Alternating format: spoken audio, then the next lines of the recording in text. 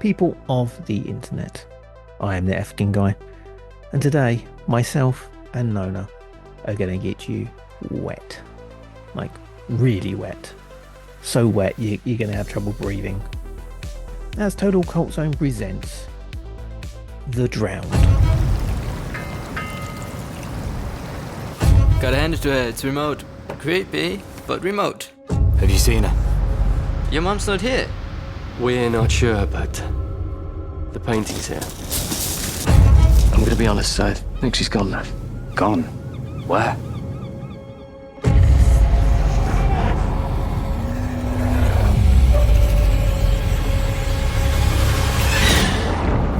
I'm just wondering why I was in the bedroom 1 minute and out there the next. Let's just not jump to any conclusions and stick to our plan. There's 40 million quid in here. Hey, what happened? 3 girls washed up on the beach or something. How do you guys know each other? John and I work together, and they are brothers.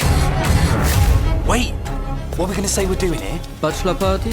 I hope you weren't planning your truths and lies. That would be cheating. And you know what we do to cheaters. It's happening again.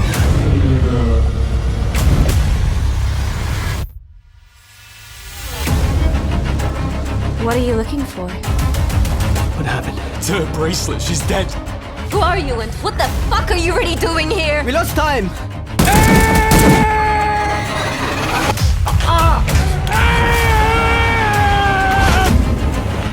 Would you mind if I stayed with you? Your brother kind of gives me the creeps. What did you decide to have your party here? So no one could ever find us. What have you done?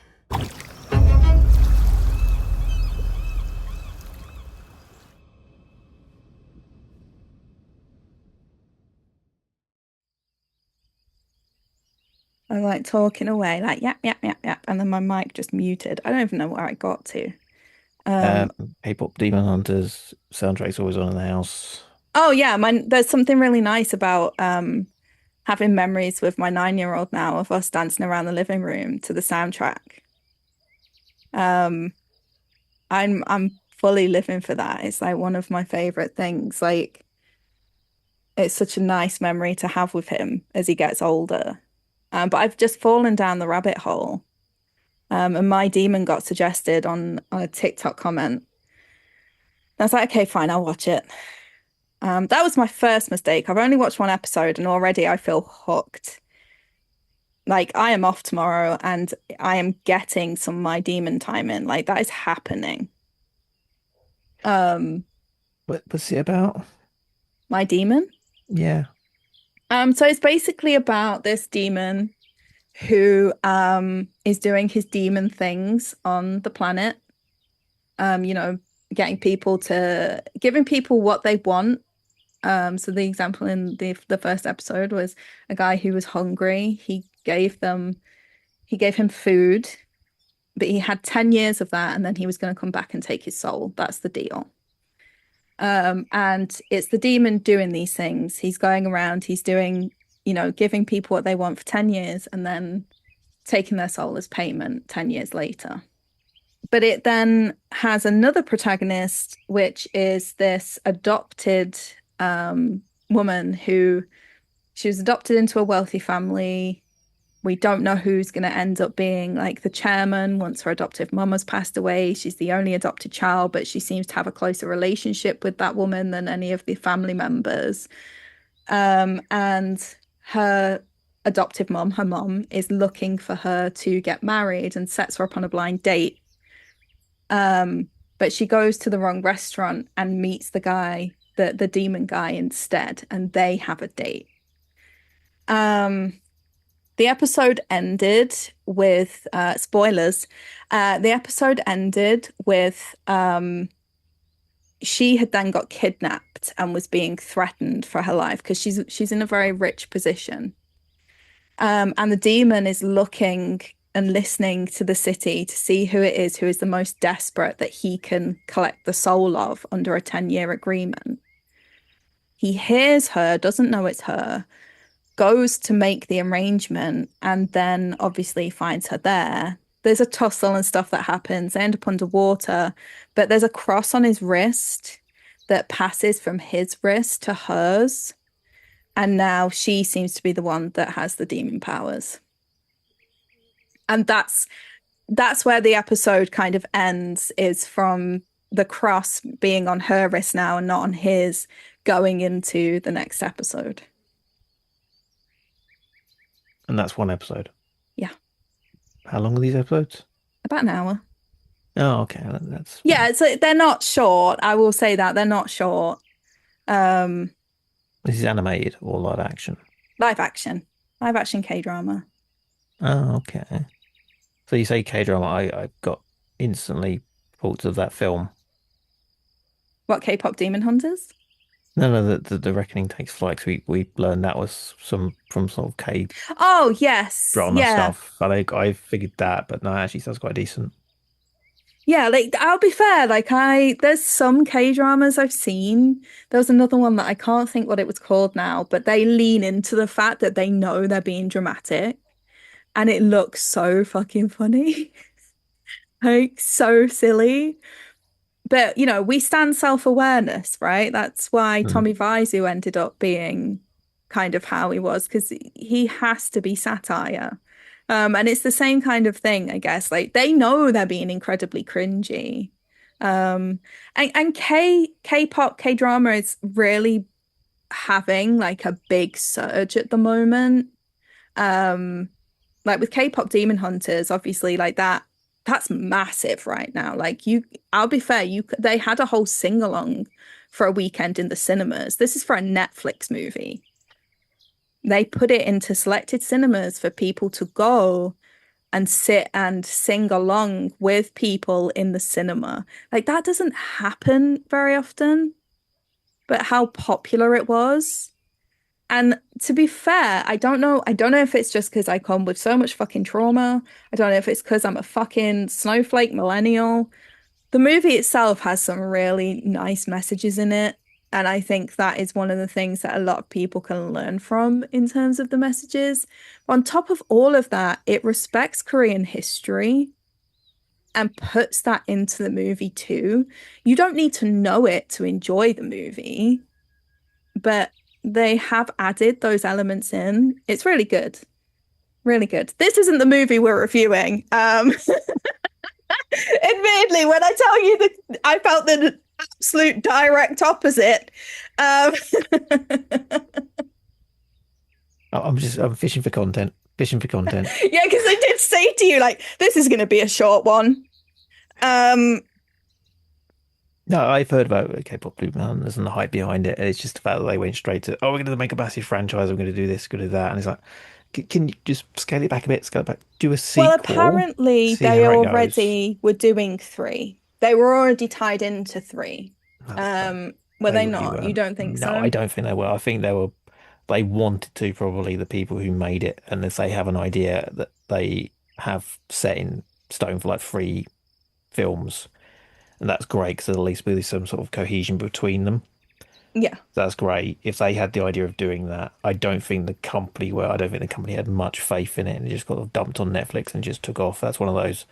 See, I don't know, because even down, it's one of those natural things where they're not planning it and it just takes off. They maybe thought they got a little bit of money back from it, but they didn't. I don't think they got what they got. I don't think that's right either, though, because, and I'll say this too, they sampled a lot of K-pop bands in the music. So every single song that you listen to has a sample from a Korean band somewhere along the line.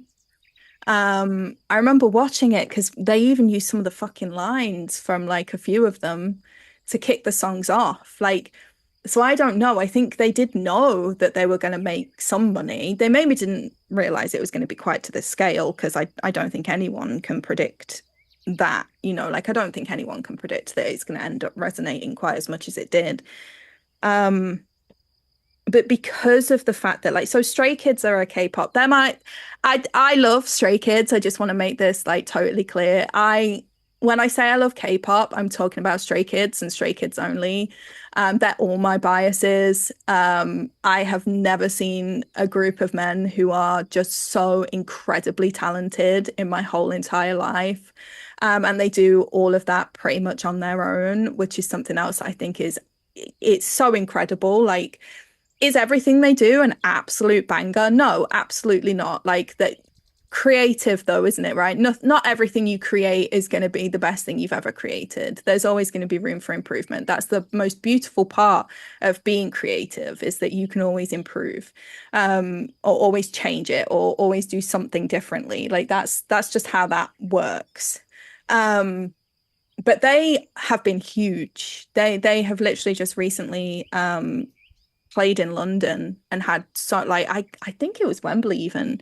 But they've been touring and stuff like that, and they are like a prime example. They did the VMAs as well, and if I remember correctly, I maybe not remember it correctly, but I think they're one of the first Korean like K-pop bands to play at the VMAs. It was amazing as well. Like, they danced the whole lot. Like, and so I think a lot of Netflix knew that this was a cash cow. They knew they were going to make some money. There are enough people who are enjoying that shit right now for that to now be in the UK, never mind across the globe. And I do think there was probably two others lined up. I just don't think that they necessarily thought it would be as big. And I don't know how much I'm putting this on anime because of my feelings of anime. Like, I do wonder if they will still get cancelled, because there's another show called Yuri on Ice, that's an anime, completely different part of East Asia. I'm very aware of that, but it was another one that they didn't realize would be as popular as it would be, and it was popular again globally. And they were going to create a movie for it, and there was so much anticipation for the movie, and the movie did actually end up getting canned. So I don't know if they will end up just doing it, because this is Netflix. Like, as much as they may have had to, like, you know, let's do 3 movies from this. They canned Glow, for instance, at its top end, and there's been other things across that whole. Yeah, they've cancelled way too much to Yeah. like completely what they're doing and all their plans. I never buy into like the shows they have. It's people going, oh, this is a great show ever. Netflix, it's on there. It's brilliant. And I go, okay, I'll wait, and I wait, and I wait. It's like the second season, third season. I think it's cancelled. It's like, oh, it didn't end, right? So there's no point watching it. Yeah, popularity doesn't mean a whole bunch with Netflix. Like, that's No, why I believe that they probably did, but it doesn't mean that'll happen. It's good. It's actually in the cinema, so they actually get like, if people are going Yeah, to the sing-alongs, they're making a ton of money for that. They will actually make them. yeah, That's the issue with streaming services in general. Stuff Yeah, will go on it, and you don't know how many agreed. people are watching it. And as much as everyone says cinema's dying, and it is in certain aspects, it's terrible. Some showings. I mean, the whole Minecraft thing was a nightmare for some people. there's a lot Massive of hit for things. other people, and other people loved it. Yeah. I don't think it's just that. Like, I think that, so obviously, you know, I'm going to see the Toxic Avenger on Monday. I've booked my ticket. But timings in cinemas also right now. I used to work in a cinema back before I had my eldest. I was 18 at the time.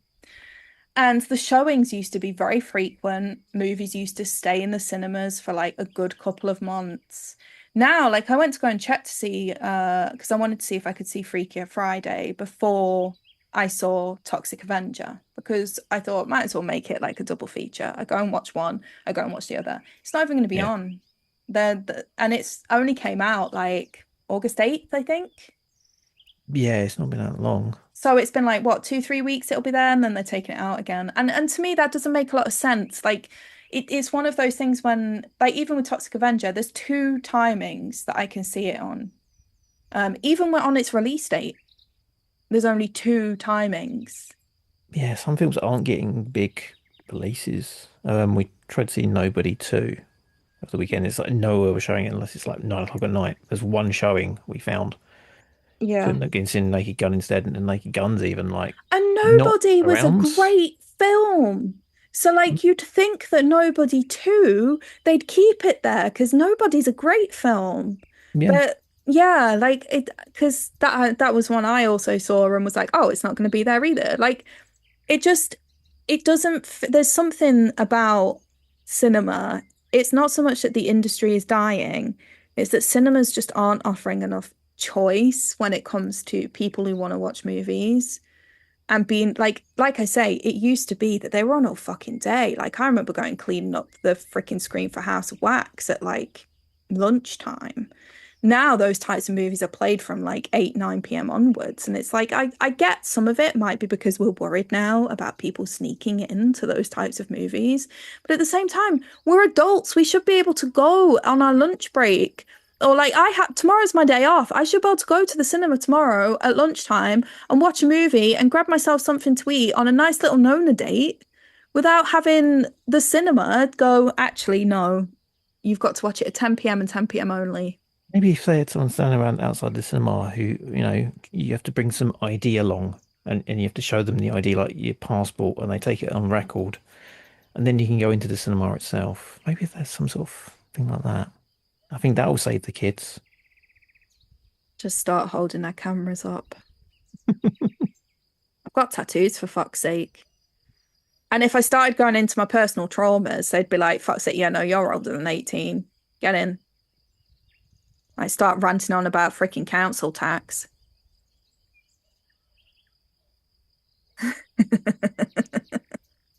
Drowning in it. Just drowning in stuff. No, I wondered how you were going to do it. I wondered. Didn't try very hard, did I? Didn't need to. This is the film we're here to review today. Or talk about, not review. We're talking about a film. We don't review films, we're not professional enough. Speak for yourself. Okay. I will. Nona's qualified. Any complaints? I've got B-Tech in reviews? freaking jazz hands. The Drowned.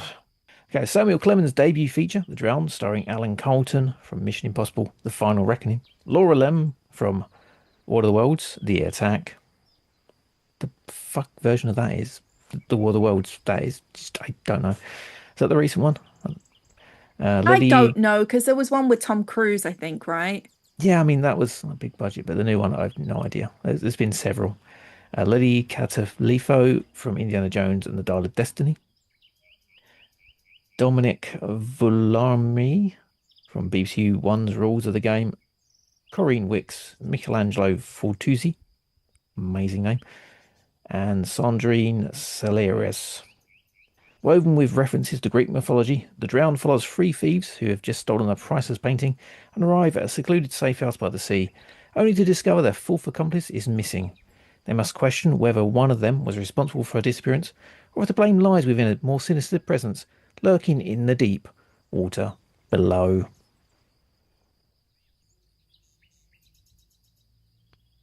There you go. Go on. Get your bloody qualification out.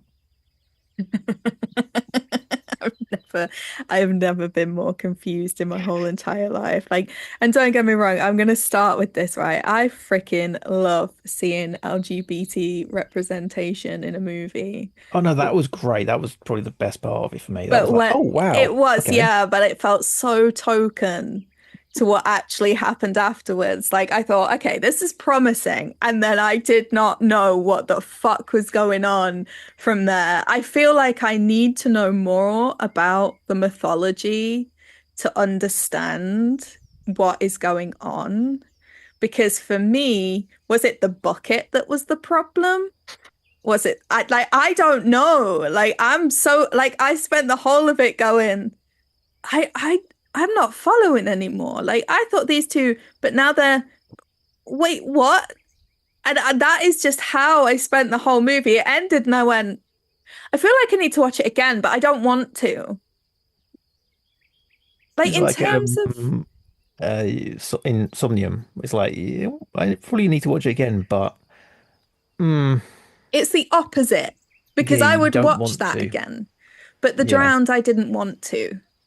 in terms of director stuff, like if you want the qualified parts, it was shot beautifully. The tone on it was gorgeous. The way that they caught everything in terms of like even like the seascapes and stuff, the way that they had the drone shots, there was like elements of where you could see they were grayscale and that kind of stuff and sepia, and try and mix it into sort of the visionary they were trying to create in, you know, when you're viewing it, it was beautiful, but I didn't have a fucking clue what was going on. So and I'll say this, it was acted well as well. There was nothing wrong with the performance. I just didn't fucking understand.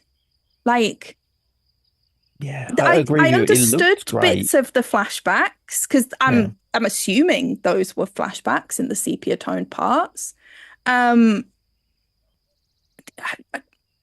Like if he knew why there, if person missing, who's missing then? Because they man-mailed envelope. If not siren shaped, when siren? Who was the siren? There were the 3 women. No, they weren't. Not to me. They were the bucket. You reckon the bucket was the siren?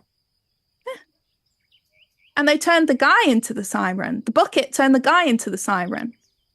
I think we should explain a little bit. There was a bucket and a man. Yeah, 3 thieves. You go to a cabin in the woods, but it's not in the woods. It's by the sea. And the first man who goes there has 15 minutes in silence looking around, which quite liked. It sort of created an atmosphere. I'm like, yeah, but I'll say this, the bash down of the door, I was like, they fucking know you're there now, so that was pointless. Yeah, it seemed like there was a lot of stuff which worked, and then they kind of ruined it in that aspect. They have a painting they've stolen, which coming from somebody who works in a gallery.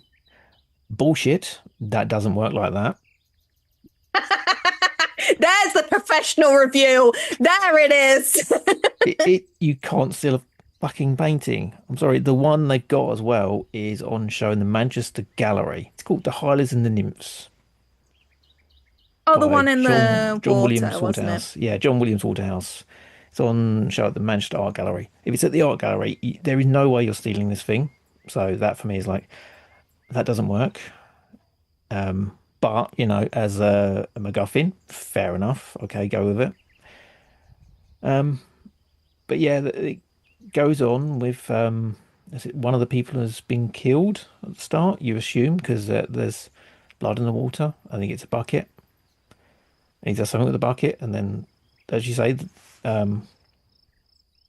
stuff happens with them revolving around the bucket, but then 3 women wash up on the shore. And then they take me in and do a game of truth or dare, which was kind of pointless. And all the while this is happening, they're getting hypnotized or sort of mesmerized by a sound, which is the siren. The bucket. And they sort of walk around without a will of their own. One by one, they, cabin in the woods. It's what you expect from a cabin in the woods film. Because of the bucket.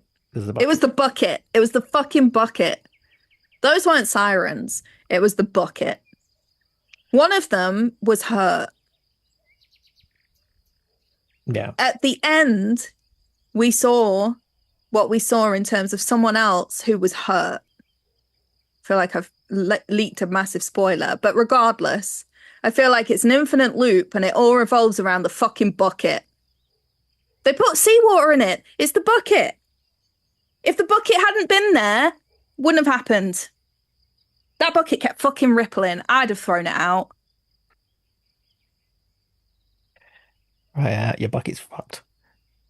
Like, goddamn, like, why are you keeping this thing in the house? Get the fuck outside. Yeah. So that's the drowned. Yeah, I don't know what else to say. It is a Cabin in the Woods film. It does what it says on the tin, but like you say, it doesn't quite make sense. Maybe if you knew the mythology of the sirens. Yeah. As far as I know, it's they call you into the water to kill you. Which is, again, why I think it's the bucket. Because they weren't in the water, but that fucking bucket was going nuts. Had that bucket not been there, there'd have been no power for them to do anything. Because they were on land. If sirens are calling me into the water, they're trying to call me into the fucking bucket. And I ain't fitting, never mind going. But they come into the house and play Truth or Dare. I mean, that's a bit siren-y, isn't it? It's a fucking bucket. I'll die on this hill. You're not shifting on this one. It's the bucket. Yeah, no, because where otherwise, like, the sea was like, I know it wasn't a massive stretch away from them, right? I know that. It was only like a few meters even. But if they were calling them into the sea, why not just fucking do it? Why take them to the house? They didn't take them to the house, did they? They went to the house by choice, and then while they were in the house, they got called into the sea. It's just the fact they took so long to do it. If it was them, got called into the sea by the bucket that was rippling because there was seawater in it. They wouldn't have been called otherwise, because I don't know about any fucker else, but I can't fucking hear shit if I'm too far away.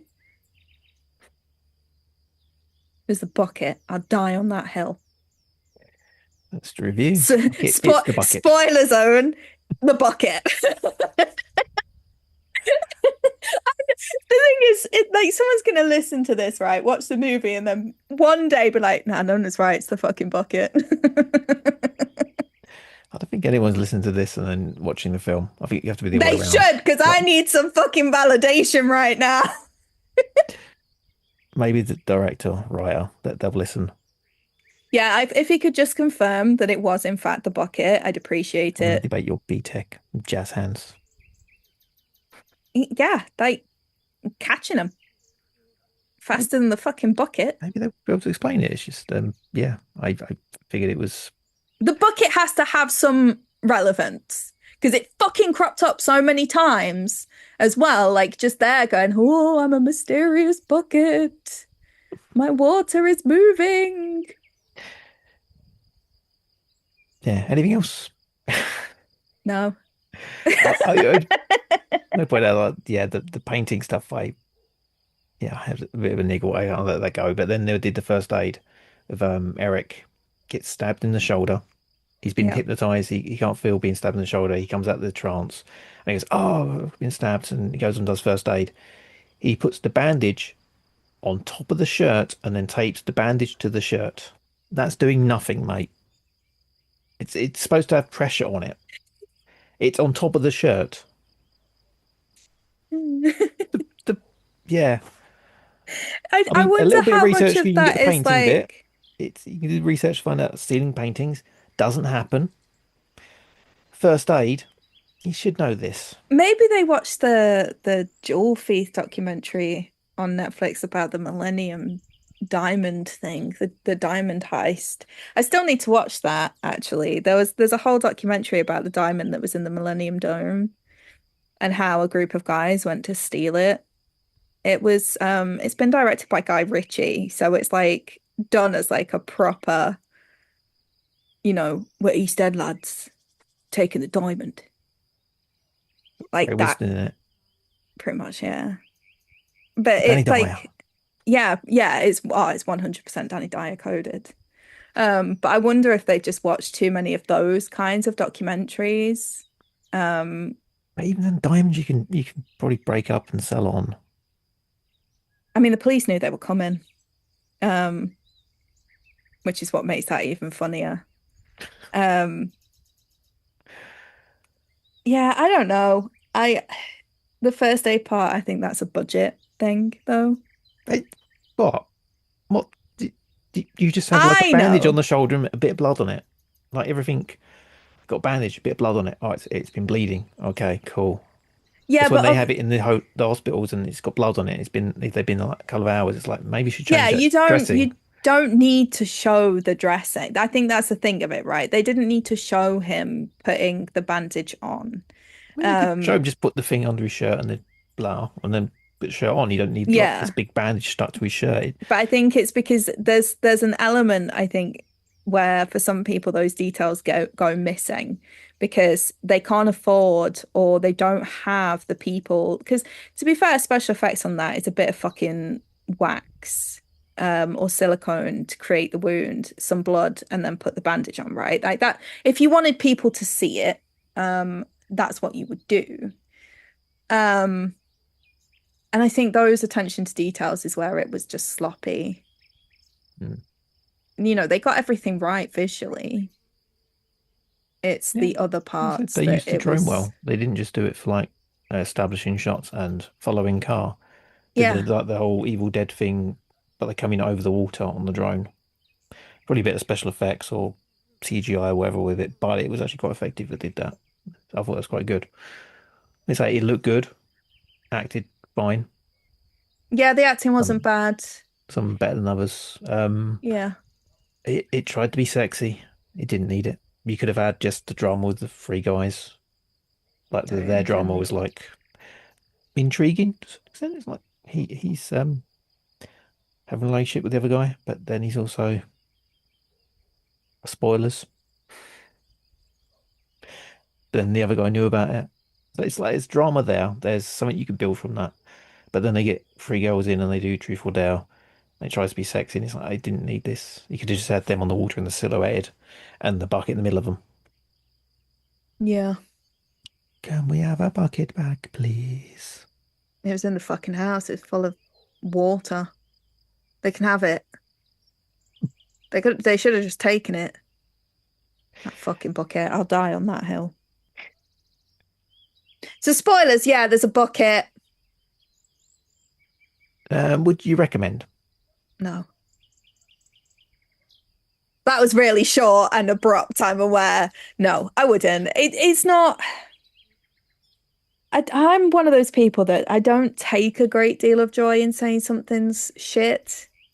Because, as I said earlier, creativity is something that, like, you know, it's artistic license and stuff like that. You can, you know, you do it and you just have to do better next time. This is one of those where it falls under the next time.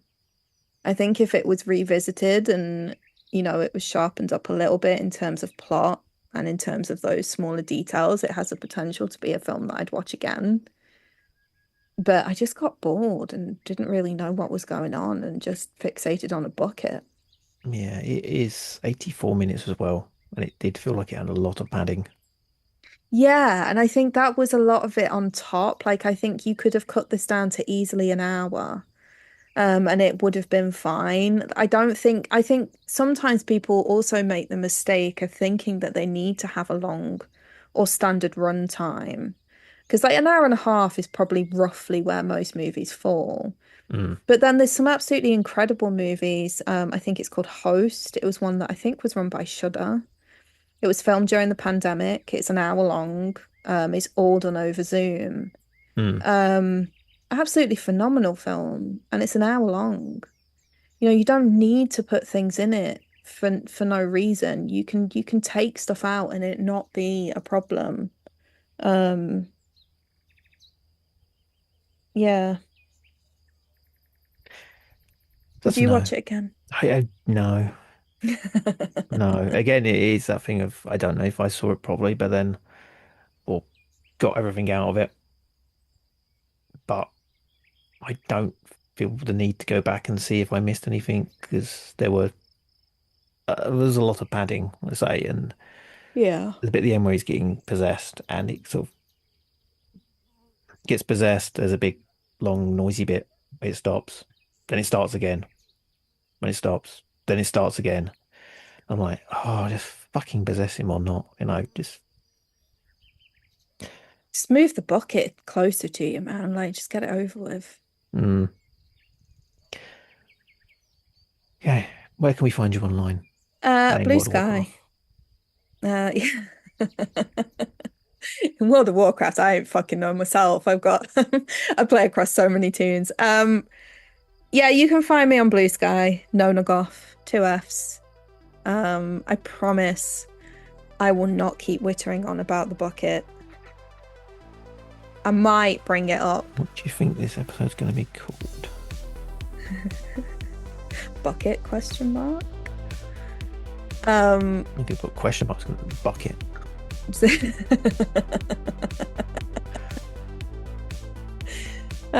Yeah, that's it really. You can find everything else when I'm there, to be honest, wherever I've decided to, you know, moan about a bucket next time. And as always, you can find me at talkoutzone.com. This show is going out in about a month's time, and the number 2 should be finished and online by then. You'll be able to read it. I mostly finished it today. I've learned some lessons, some harsh lessons. It's taken me ages, but it will be out by now. By the time this show comes out, because yeah, it's in a month's time. I'm going to be reminded in a month's time. What's the bucket? I'm gonna, because I'll forget. Trust me, I'll forget about this. The episode will come out and then I'll go, that fucking bucket. Yeah. Also my page, social media links, you can go and join me on there. You can see when this show gets released live. And also head along to, you can find my link to the Ko-fi account, which has a couple of little outtakes in there now from the shows. Oh God. Bonus name. Oh God. No, I don't. The worst part is that I'm guarantee, because I'm one of those people that sometimes says things and then forgets that I've said them. And then I hear myself back and I go, oh shit. The latest one's going to get you a restraining order from Gillian Anderson.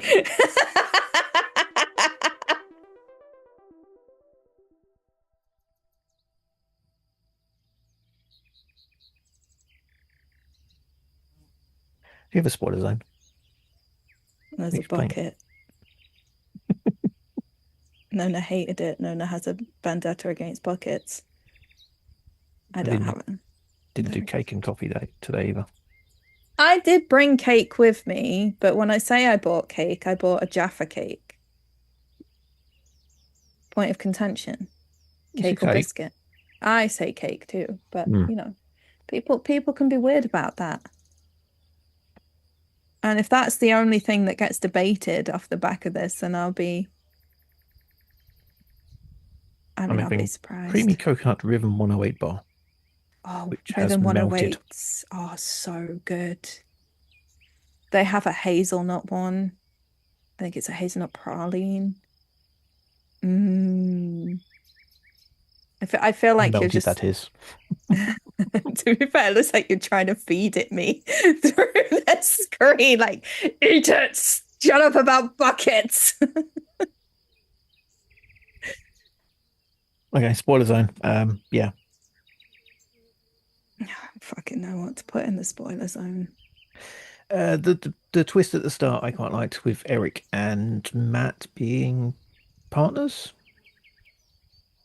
Yeah, it just never got ventured in too much after that. I felt, not to the extent that they could have done if they wanted to. That's why I said it felt very token. Because like, it's all well and good trying to explain the connection that they have with each other, but that connection never went further than just that kiss. Yeah, you could have replaced Matt with anyone. Yeah, they didn't even have to be male. They could be like woman, and then he has an affair with their mum. Yeah, it could have literally been anyone. But Which is why it made me a little bit sad. Yeah, but it's quite interesting to see straight away. It's like, oh, okay, didn't see that coming. Yeah, I mean, I certainly was like, oh, damn straight we should have this kind of representation in a movie. It was so normal. But then, yeah, like I say, it kind of just pitted out, and then it's like, oh, okay, well, that didn't seem relevant. They could have just like high-fived and it'd have had the same relevancy. Yeah, I think that's it. Yeah, I don't Bucket. really. Yeah, there's a bucket. They will die. That bucket fucking turned up so many times. That's why I'm so like, I'm absolutely convinced it played a bigger part. If the director gets in touch now and is like, yeah, actually, Nona's absolutely correct, the bucket had a bigger part, I'm gonna like, that's it, I'm quitting. I've done everything I need to do in artistic interpretation.